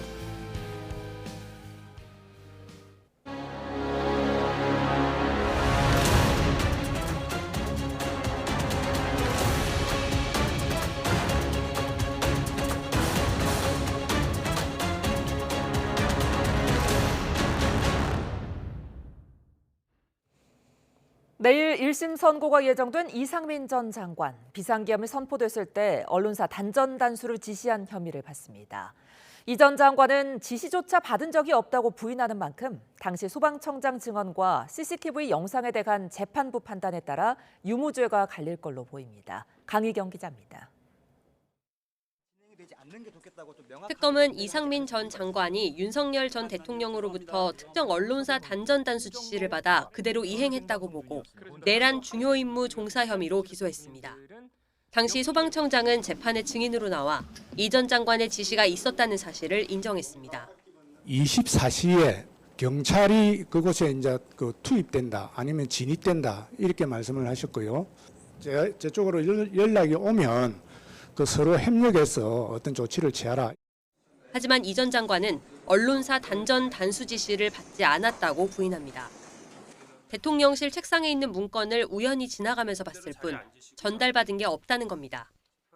유일하게 이제 제 책상, 그것도 제가 앉기로 예정된 책상이 아니라 제가 그냥 임의로 가서 앉은 책상인데 그 책상, 그러니까 테이블 위에 문건이 있는 거 본 거 외에는 없습니다. 소방청장과의 통화에 대해서는 자신이 본 문건 내용을 확인하고 안전관리를 당부하기 위한 차원이었다고 설명했습니다. 특검은 대통령실 CCTV를 근거로 이 전 장관이 한덕수 전 총리와 지시사항이 담긴 문건을 보며 논의했다고 봤는데 이 전 장관은 자신의 일정표였다고 반박했습니다. 집사람이 과연 울산에서 제 시간에 올라올 수 있을까? 그것이 가장 걱정이 돼서 제가 당일 일정표를 봤을 가능성이 꽤 높습니다. 앞서 한덕수 전 총리 사건 재판부는 두 사람의 16분 독대에 대해 윤 전 대통령의 지시사항을 논의한 거라고 판단했습니다. 지시사항이 담긴 실제 문건이 발견되지 않은 상황에서 이상민 전 장관 사건 재판부가 CCTV 영상과 당시 소방청장 진술을 기반으로 한 특검의 주장을 얼마나 받아들이는지가 관건이 될 전망입니다. YTN 강희경입니다. 이상민 전 행정안전부 장관의 언론사 단전 단수 지시 혐의는 앞서 한덕수 전 총리 사건 재판에서 간접적으로 판단을 받았는데요. 당시 판결문에 어떤 내용이 담겼는지 김영수 기자가 정리했습니다. 한덕수 전 총리의 내란 중요 임무 종사 혐의를 유죄로 판결한 1심 재판부는 이상민 전 장관과 언론사 단전 단수를 논의했다는 걸 주요 범죄 사실 가운데 하나로 인정했습니다. 계엄 선포 직후 있었던 한 전 총리와 이 전 장관의 16분 독대에 주목하면서 대통령실 CCTV를 근거로 두 사람이 계엄 관련 문건을 공유하고 긴밀하게 협의했다고 판단했습니다. 특히 윤석열 전 대통령으로부터 단전 단수 지시를 받지 않았다는 이 전 장관의 진술은 믿지 않는다는 판단이 판결문에 담겼습니다. 이상민은 포고령 발령 후 조지호 호석군에게 전화하여 그 지시를 이행하였고 그 다음 날 그 지시 이행 여부를 확인하였습니다. 재판부는 구체적으로 당시 대통령실에 있던 이 전 장관이 휴대전화로 헌법과 정부 조직법을 검색한 것도 지시사항을 따르기 위한 행위로 봤습니다. 한 전 총리 혐의를 따져보기 위해 이 전 장관과 연결된 사실관계까지 판단한 건데 이대로라면 내란 중요임무종사 혐의 유죄 가능성이 클 수밖에 없다는 분석이 지배적입니다. 다만 이상민 전 장관 사건은 다른 재판부가 심리한 만큼 전혀 다른 판단이 나올 가능성도 배제할 수 없습니다. YTN 김영수입니다. 손에 액상 담배를 든 사람들이 비틀거리고 벌러덩 이렇게 쓰러집니다. 지난해 일본에서 신종 합성 마약 좀비 담배를 피운 사람들의 모습이 화제가 됐는데요. 이 좀비 담배에 포함된 약물 애토미데이트를 시술소까지 차려 불법 유통한 사람들이 경찰에 적발됐습니다. 화면 함께 보시죠.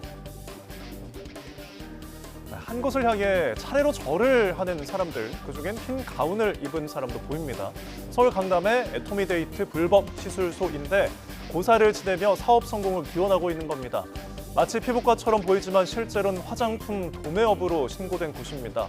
의사 행세로 불법 투약을 하면서 간호조무사, 픽업 서비스를 위한 운전기사까지 고용했습니다. 비밀리에 아름아름 운영된 만큼 이렇게 현금을 다발로 주고받는 모습도 포착됩니다. 애토미데이트를 투약한 사람은 부작용 때문에 허우적대며 쓰러지거나 덜덜 떨고 구토하기도 합니다. 응급의료 장비도 없는 상태에서 투약이 이뤄졌지만 그래도 한 번만 더 놔달라며 싹싹 빌기도 합니다. 이런 불법 투약은 출장주사 형식으로 서울 삼성동 주택가에서 이뤄졌다고 하는데요. 투약자는 모두 44명, 이 가운데 30대가 36명으로 대부분이었습니다. 경찰은 애토미데이트를 조직폭력배 등 무자격자에게 공급한 의약품 도매회사 대표와 불법 시술소 운영자 등 모두 17명을 입건했습니다. 이들이 불법 유통한 애토미데이트는 3만 1천여 개, 최대 6만 명이 동시에 투약할 수 있는 양입니다. 제2의 프로포폴로 불리는 애토미데이트, 오남용하면 건강에 심각한 문제를 일으킬 수 있다는데요. 전문가의 설명 들어보시죠. 애토미데이트는 프로포폴의 대안으로 이렇게 사용하는 약제 중에 하나라서 뭐 소량으로 혈관으로 주사를 하면 빨리 본인이 잠들 수가 있고요. 오남용하는 사례가 계속 늘어날 가능성이 있을 것 같아요. 한 번만 더 맞게 해달라고 하는 것이 결국에는 그 행동을 반복하게 하는 중독성이 있는 건 분명하고요. 그럼 숨쉬고 움직이고 하는 모든 기능들도 갑자기 급격하게 저하시킬 수가 있고요. 그 한 번 사용으로도 그 머릿속에 저산소성 반응이나 이런 손상들을 유발할 수가 있고요. 애토미데이트는 그동안 마약류가 아니었지만 13일 모레부터는 상황이 달라집니다. 이제 마약류 관리법이 엄격하게 적용되기 때문에 일반인이 사거나 투약하면 과태료에 그치지 않고 형사처벌될 수 있습니다. 삼성전자 내부 기밀 자료를 빼돌려 특허 소송에 이용한 혐의를 받는 안승호 삼성전자 전 부사장이 1심에서 징역 3년을 선고받았습니다. 자료를 유출한 전 직원 등 삼성 전 임직원들에게도 줄줄이 징역형이 선고됐습니다. 안동준 기자입니다. 안승호 전 부사장은 삼성전자 IP센터 초대 센터장으로 10여 년간 삼성전자의 특허 방어 업무를 총괄한 인물입니다. 특허 수장이었던 안 전 부사장은 퇴사한 이후 특허 관리 기업을 설립한 뒤 미국에서 삼성전자를 상대로 특허 소송을 벌였습니다. 이 과정에서 안 전 부사장은 IP센터 직원이었던 이모 씨를 통해 불법 취득한 삼성전자 기밀 문건을 이용한 혐의로 재판에 넘겨졌습니다. 법원은 안 전 부사장의 영업비밀 누설 혐의를 인정하며 징역 3년을, 자료를 빼돌린 전 직원에게는 징역 2년을 선고했습니다. 재판부는 이들이 개인적 이익을 위해 기업의 영업비밀을 이용하는 범행을 저질렀고 이는 경제 발전에 악영향을 줄 수 있는 중대한 범죄라고 질타했습니다. 내부 기밀 유출에 가담한 삼성 전 임직원들에게도 줄줄이 징역형이 선고됐습니다. 전 직원 이 씨는 재직 당시 일본에 특허 컨설팅 업체를 차려 브로커로 활동했는데 이 씨에게 내부 정보를 제공하는 대가로 돈을 챙긴 혐의를 받는 이모 전 삼성 디스플레이 출원그룹장은 징역 3년과 추징금 5억 3천여만 원을 선고받았습니다. 재판부는 다만 피고인들의 방어권을 보장할 필요가 있다고 판단해 이들을 법정에서 구속하지는 않았습니다. YTN 안동준입니다. 경기 포천시 신북면 공장에서 난 불이 이틀째 계속되고 있습니다. 어제 새벽 5시 10분쯤 경기 포천시 신북면에 있는 폐목재 공장에서 불이 나 12시간여 만에 큰 불길이 잡혔습니다. 이 불로 다친 사람은 없는 거로 파악됐지만 공장 창고에 폐목재 1,000톤가량이 보관돼 있어 화재 진압에 시간이 걸리고 있다고 소방당국은 설명했습니다. 경기 안산 상록경찰서는 사망사건 현장 사진을 부적절한 문구와 함께 SNS에 올린 경찰관 A 경위를 입건하고 수사에 착수했습니다. A 경위는 지난 6일 경기 광명시 사망사건 현장에 출동해 사망자가 흰 천에 덮인 모습 등을 찍은 사진을 이게 뭔지 맞춰보실 분 등의 문구와 함께 자신의 SNS에 올린 혐의를 받고 있습니다. 배우 박정민이 출연해 주목을 받는 라이프 오브 파이가 어제 저녁 공연 시작 직전 돌연 취소되는 일이 있었습니다. 제작사가 환불을 진행하고 추가 회차까지 마련했지만 지방에서 온 관객부터 연차를 쓴 관객까지 원성이 높습니다. 이광현 기자입니다.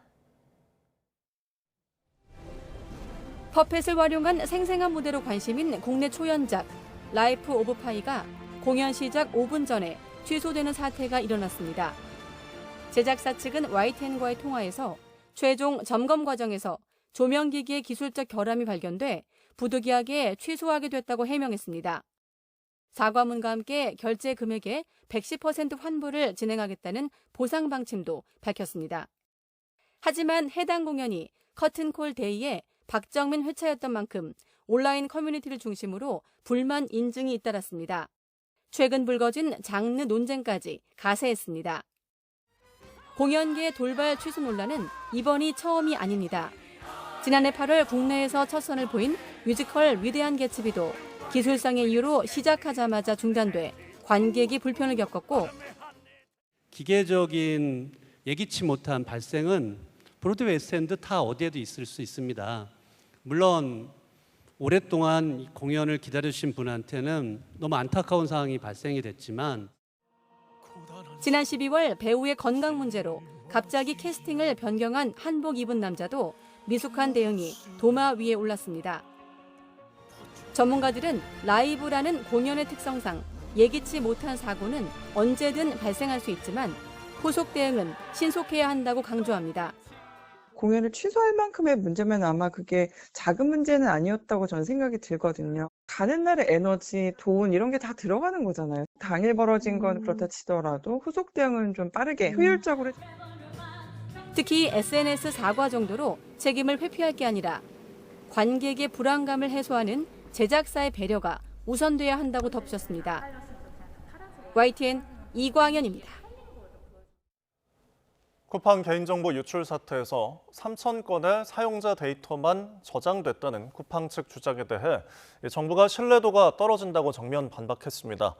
배경훈 부총리 겸 과학기술정보통신부 장관은 오늘 정부조사단이 파악한 유출 규모는 3,367만 건이라며 이렇게 설명했습니다. 배 부총리는 개인정보 3,367만 건을 하드디스크에 저장할 수도 있고 클라우드에 저장할 수 있는데 이런 부분에 대해 쿠팡이 명확히 이야기하지 않고 있다고 지적했습니다. 여한구 통상교섭본부장이 방한 중인 릭 스위처 미 무역대표부 부대표와 서울에서 만났습니다. 미국이 비관세 장벽을 해소하라고 압박하는 상황에서 미국산 자동차 수입 확대와 디지털 규제 완화에 관한 논의가 이뤄진 것으로 보입니다. 최하영 기자입니다. 여한구 통상교섭본부장과 닉 스위처 미 무역대표부 부대표가 이번엔 서울에서 만났습니다. 1시간 반가량 이뤄진 비공개 면담에서 두 사람은 비관세 분야 진전 사항을 집중 논의했습니다. 생산적으로 토의를 논의를 했고요. 앞으로도 계속 또 협의를 해나가자 그렇게 얘기했습니다. 특히 미국산 자동차 수입 확대와 디지털 규제 완화 등이 심도 있게 다뤄진 것으로 보입니다. 지난해 한미는 미국 안전기준을 충족한 미국산 자동차에 대해 연간 5만 대까지 국내 안전기준 인증을 면제해주는 상한을 폐지하고 망 사용료와 온라인 플랫폼법 등 디지털 분야 법과 정책에 있어 미국 기업들이 차별받지 않도록 보장할 것을 약속했습니다. 특히 미국은 구글의 고정밀 지도 반출 요청을 우리 정부가 받아주지 않는 것도 디지털 장벽으로 꼽고 있습니다. 이번 면담에서 어느 수준까지 의견 교환이 됐는지는 전해지지 않았지만 양측은 조만간 한미 FTA 공동위원회 개최를 목표로 협의를 지속하기로 했습니다. 한미는 지난해 12월 공동위를 통해 이행 계획을 채택하기로 했다가 실무 분야 이견이 정리되지 않아 아직 일정을 잡지 못하고 있습니다. 정부 일각에선 이런 비관세 장벽 문제가 관세 재인상으로 연결될 수 있다는 우려도 나왔는데 자꾸 진척이 안 되면은 방법은 뭐냐면은 그 감정 없이 그냥 관세를 좀 높여서 자기들이 그 무역 적자를 좀 개선하려고 한다.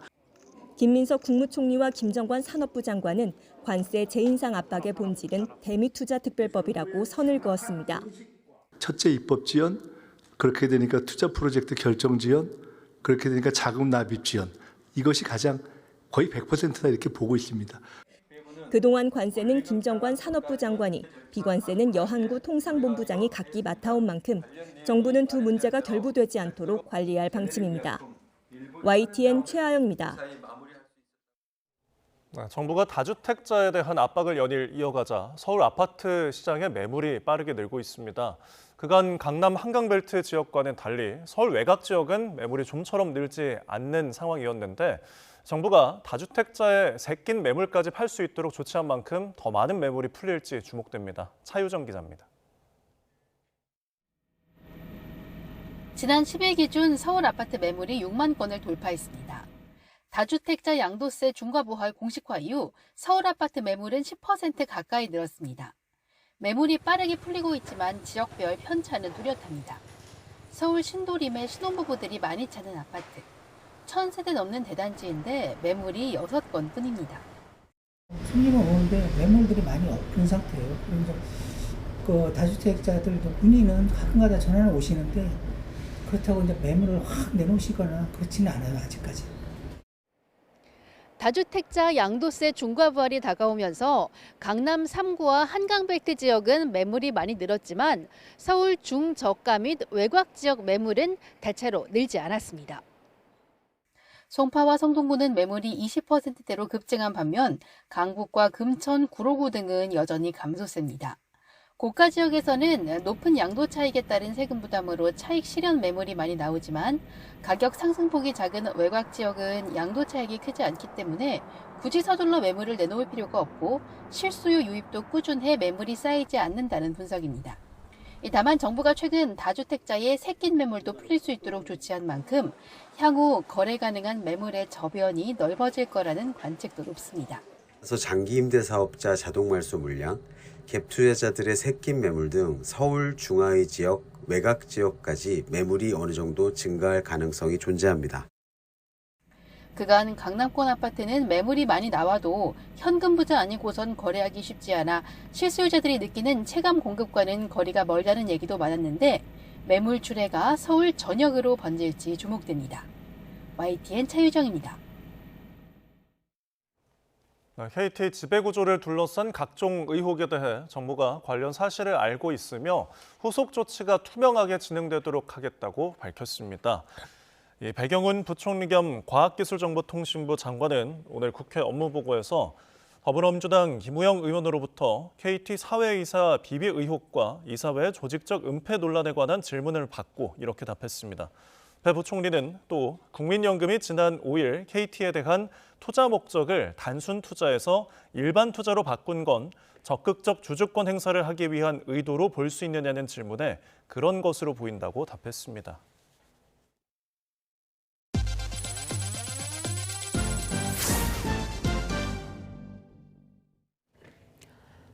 롯데리아가 지난해 12월 말레이시아에 이어 7번째 해외 진출국인 싱가포르에 매장을 열었습니다.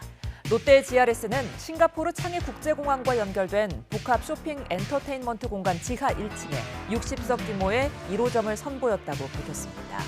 싱가포르 매장은 롯데리아 대표 메뉴와 함께 김치 불고기 버거 등 우리나라와 같은 버거 제품을 판매합니다. 삼성전자가 오는 26일 미국 캘리포니아에서 차세대 스마트폰인 갤럭시 S 시리즈를 공개합니다. 구체적인 제품명은 공개되지 않았지만 갤럭시 S26 시리즈가 확실시됩니다. 삼성전자가 공개한 행사 초대 영상에는 갤럭시 AI를 상징하는 아이콘이 밖으로 나오는 장면이 담겼고 이는 갤럭시 S26 시리즈의 인공지능 기능 강화를 강조한 것으로 보입니다.